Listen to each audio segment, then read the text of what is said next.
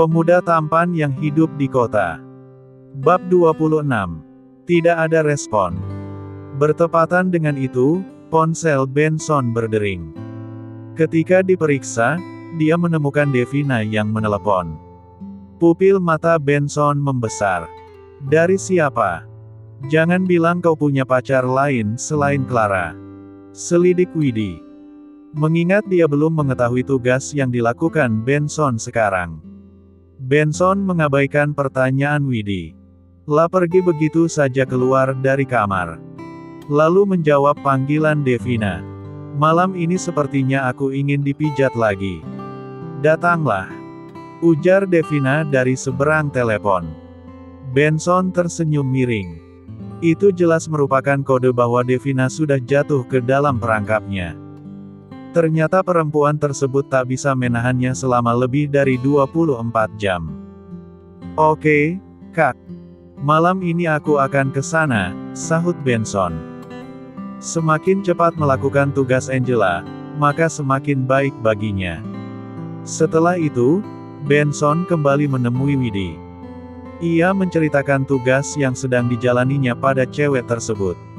Widi tercengang. Aku kira kau sudah berhenti. Tugasnya. Ini adalah yang terakhir. Setidaknya aku bisa punya uang untuk menyewa tempat tinggal. Susah kalau pinjam uang terus, jelas Benson. Bagaimana kalau begini saja? Kau dan aku akan memulai semuanya dari awal. Kita menikah, lalu bisa bersama-sama mencari pekerjaan yang benar. Setelah sukses, kita beli rumah dan punya anak, usul Widi. Rencana memang mudah disebutkan lewat mulut. Tapi kau tahu sendiri itu sulit dilakukan, tanggap Benson. Tapi kita belum mencoba. Setidaknya kita coba dahulu. Hidup kita sudah belangsak sejak SMA, Ben. Kita masih punya kesempatan untuk memperbaikinya sebelum hidup kita tambah hancur. Ayolah, Ben. Aku mengatakan ini karena tidak mau kau tertimpa masalah lagi. Tuhan sudah berulang kali menghukum kita. Widi memegangi tangan Benson. Ia mencoba membujuk cowok tersebut. Aku janji ini adalah yang terakhir. Kau tidak masalah kan? Benson tetap keras kepala. Widi terdiam sejenak. Dia akhirnya tak punya pilihan selain membiarkan Benson. Kini Benson dalam perjalanan menuju rumah Devina. Sungguh, dia sangat merindukan motor dan mobilnya. Namun kedua kendaraan itu juga telah jadi korban atas kejahatan Nino. Benson menyuruh Priti untuk menjaga Widi di rumah sakit. Lagi pula keadaan Widi semakin membaik. Kemungkinan besok dia akan diperbolehkan pulang oleh dokter. Tak lama kemudian, Benson tiba di tempat tujuan. Kebetulan dia menaiki taksi kala itu. Benson segera mendatangi rumah Devina. Bi Inem menyambut kedatangan Benson. Ternyata saking tidak sabarnya Devina untuk dipijat, dia sudah menyiapkan semuanya. Benson langsung disuruh memasuki kamar. Namun kali ini Devina menyuruhnya menutup pintu. Kau berhasil merayuku, anak nakal. Timpal Devina. Dia keluar dari kamar mandi. Devina tampak hanya mengenakan kain jarik. Menggoda apanya? Pijatanku yang kemarin itu bukan kesalahan. Aku biasanya memang melakukan itu pada pelanggan wanita, kilah Benson. Alah. Alasan. Mengaku saja kalau kau bukan tukang pijat biasa. Makanya wajahmu tampan, balas Devina. Jadi kau tertarik pada wajahku? Rayu Benson. Sudahlah. Ayo kita mulai. Devina melepas kain jariknya dari badan. Seketika nampaklah tubuhnya yang, kurang lebih seperti itulah. Kali ini dia tidak malu lagi menunjukkannya. Devina lalu tengkurap ke tempat pijitan. Ia dalam posisi siap untuk dipijat. Benson sebenarnya heran. Entah apa yang merasuki Devina hingga bisa dengan mudahnya jatuh ke dalam perangkap.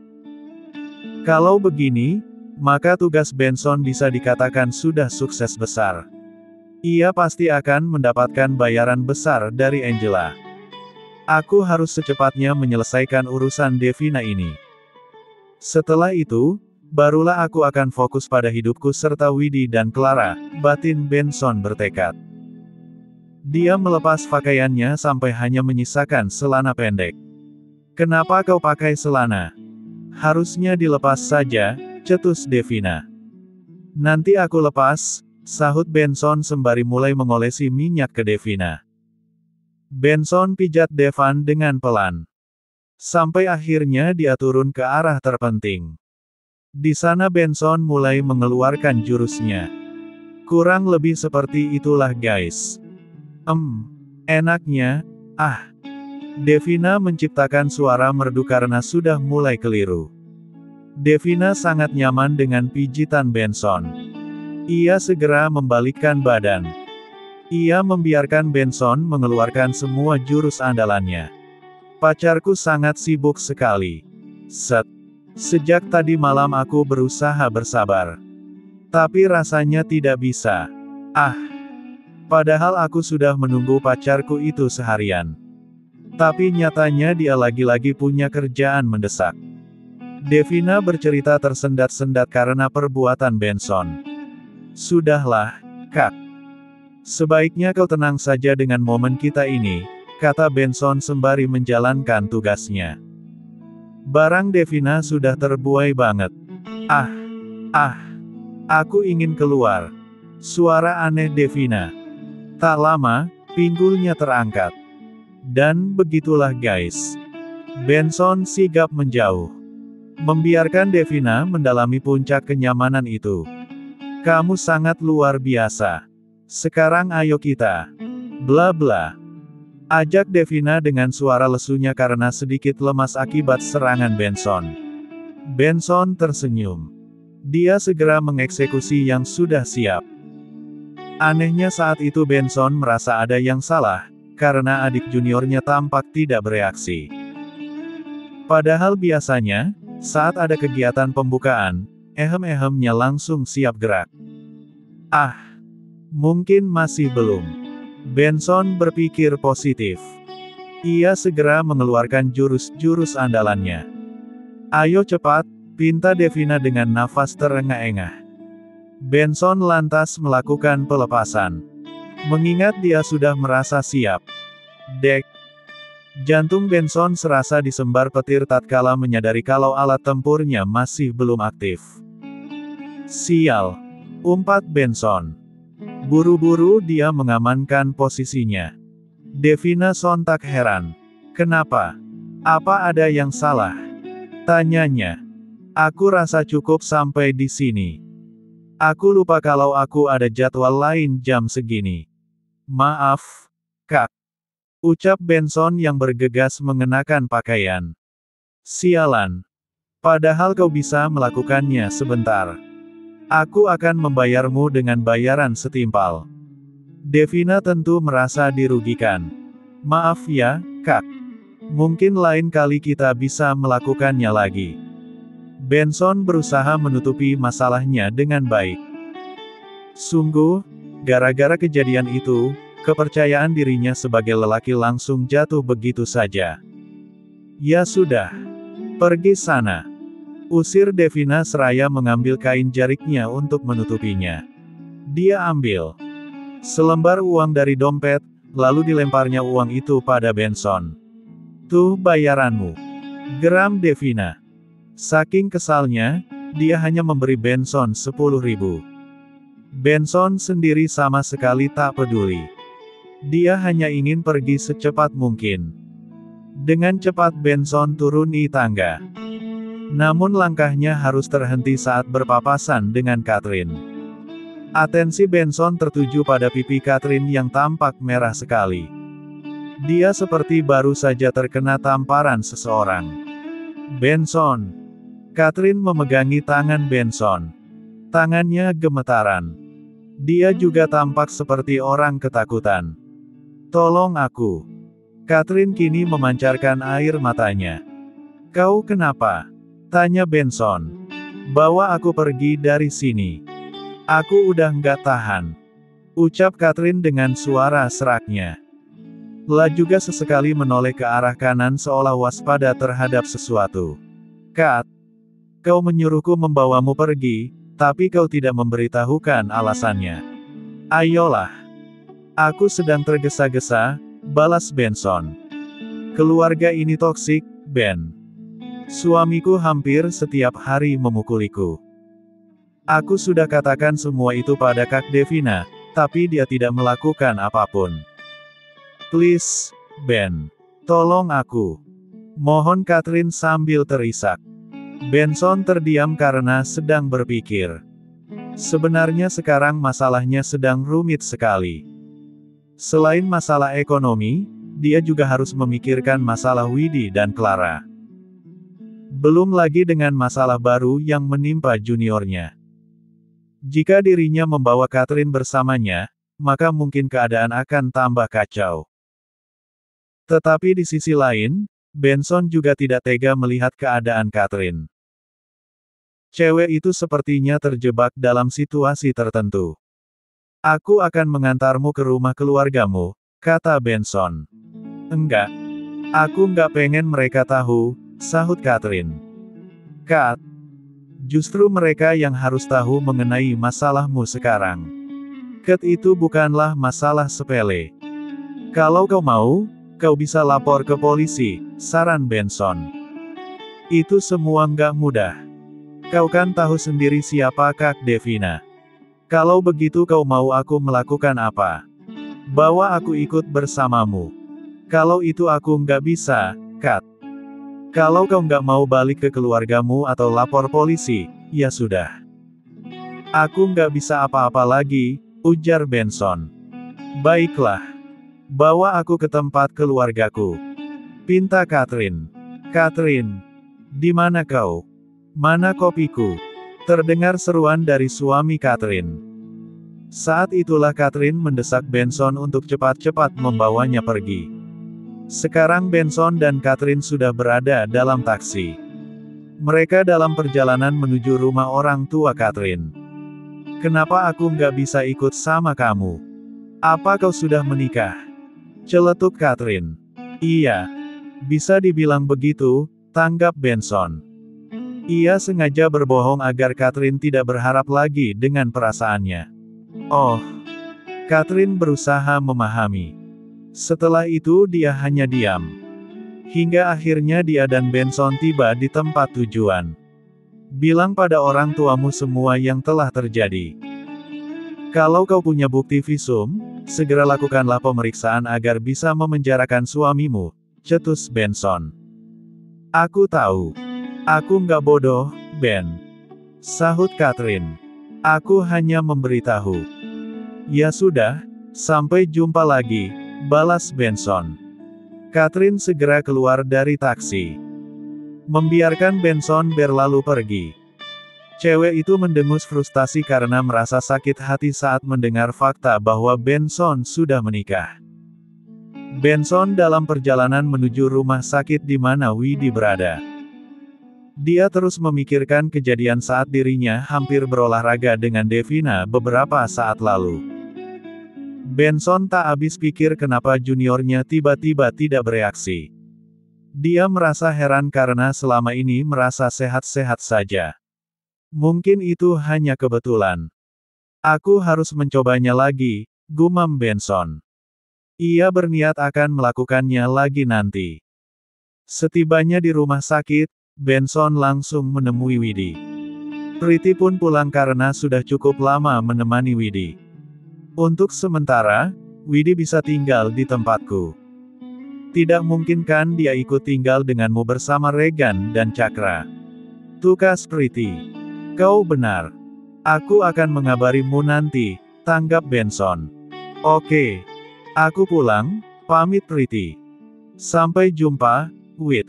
Lanjutnya. Ya. Sahut Widdy.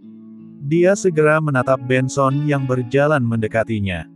Apa kau merasa lebih baik? Tanya Benson. Ya. Baik sekali. Bagaimana dengan tugasmu? Balas Widdy. Begitulah. Benson menjawab singkat. Dia tentu enggan menceritakan apa yang terjadi. Itu hanya akan membuat kepercayaan dirinya jatuh. Lagi pula Benson merasa belum pasti kalau miliknya mengalami impoten. Benson duduk ke sebelah Widi. "Apa kau trauma melakukannya?" tanyanya. Dahi Widi berkerut. "Melakukan apa? Masa kau nggak ngerti? Itu loh, bercinta," jelas Benson. "Enggak juga. Kenapa kau menanyakan itu?" sahut Widi dengan tatapan menyelidik. "Enggak. Bukan apa-apa. Tanya saja," ucap Benson. Dia semakin bergeser ke dekat Widi. "Aku bolehkan tidur di sini bareng kamu malam ini," sambungnya. Widi tersenyum sambil menggeleng. Dia tentu paham terhadap tujuan Benson itu. "Sudahlah. Bilang saja kalau kau mau berolahraga denganku," timpal Widi. "Tapi aku nggak masalah kalau kau nggak mau. Aku paham kalau kau baru saja sembuh dari..." Ucapan Benson terhenti karena Widi membekap bibirnya begitu saja dengan kecupan. Segeralah Benson balas kecupan Widi. Mereka langsung melakukannya dengan intens. Benson berharap alat tempurnya bisa bereaksi saat bersama Widi. Benson dan Widi sesekali memiringkan kepala agar bisa lebih leluasa berkecukupan. Benson menurunkan baju Widi sampai ke pinggang. Lalu dia kurang lebih begitulah, seperti yang sedang diberi ASI. Benson berusaha mengabaikan lebam dan bekas luka pada Widi. Ia hanya ingin fokus memberi kenyamanan pada Widi. Widi sendiri tampak sudah mulai merasakan sesuatu. Terlihat dari bahasa tubuhnya. Singkat cerita, acara pembukaan dan ini itu semuanya telah tercipta, namun ketika masuk ke acara inti, tumben masih lemah. Biasanya cepat kerasnya, komentar Widi. "Udah. Isep aja," balas Benson. Ia berharap dengan aksi Widi itu barangnya bisa siap gerak. Benson sudah sangat bersemangat. Akan tetapi yang itunya masih belum juga siap gerak. Widi bahkan dibuat bingung. Padahal dia sudah memberikan isepan yang luar biasa. Setengah jam berlalu. Namun itunya Benson tetap tak memberikan respon. "Hentikan. Cukup sampai di sini," ujar Benson yang bergegas mengamankan keadaannya. Widi terkesiap. "Kau kenapa? Apa kau tidak menyukaiku? Kenapa Itumi tidak merespon sama sekali?" cecarnya. Dia lantas ikut mengamankan keadaannya juga. "Itulah masalahnya. Aku juga mengalaminya tadi saat hendak berolahraga dengan pelangganku," ungkap Benson. "Benarkah?" Pupil mata Widi membesar. "Tapi ini masih belum pasti," sahut Benson. "Aku rasa kau lebih baik memeriksakan kondisimu ke dokter," saran Widi. "Aku bilang ini masih belum pasti. Aku ingin mencobanya lagi dengan seseorang," kata Benson. Widi tersenyum sinis. "Pasti dengan Clara kan?" tebaknya. "Aku harus melakukannya untuk memastikan," balas Benson sembari beranjak dari tempat tidur Widi. Ia mengambil ponselnya karena ingin menghubungi Clara. "Terserah kau saja. Tapi menurutku hasilnya akan tetap sama," imbuh Widi. "Kau harusnya mengatakan sesuatu hal yang positif. Bukannya malah bicara begitu," timpal Benson yang merasa cemas. "Ben, aku rasa masalahnya bukan dengan siapa kau berolahraga. Tapi masalahnya memang ada pada itumu," tukas Widi sambil menunjuk ke bagian si itu Benson. "Terserah." Benson pergi begitu saja. Berdebat dengan Widi hanya membuatnya tambah kesal. "Sepertinya aku akan memilih Clara saja," gerutu Benson. Dia terus menelepon Clara. Sampai akhirnya panggilannya tersebut diangkat. "Kenapa, Ben? Bisa-bisanya kau telepon aku tengah malam begini," sahut Clara dari seberang telepon. "Aku lagi kangen sama kamu." "Sekarang kau di mana?" tanya Benson. "Kenapa nih? Apa itu tandanya kau lebih sayang aku dibanding Widi? Tanggap Clara. Mungkin. Cepat beritahu aku, kau ada di mana? Aku di rumah. Kenapa?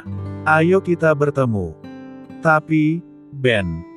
Di rumahku ada keluargaku. Kenapa tiba-tiba ngebet pengen ketemu? Kangen berat. Ya udah, aku akan ke rumahmu. Jangan. Kita bertemu di depan komplek ya. Aku akan diam-diam keluar rumah, kata Clara. Baiklah. Aku akan secepatnya ke sana. Benson langsung berlari. Dia pergi dengan menggunakan taksi. Dari belakang, Widi menatap kepergian Benson. Dia berharap itunya Benson tetap tidak akan bereaksi saat bersama Clara. Karena hanya dengan cara tersebut Benson dan Clara tidak bersama. Selain itu, Widi juga ingin Benson sadar dari segala kebiasaan buruknya. Bersambung.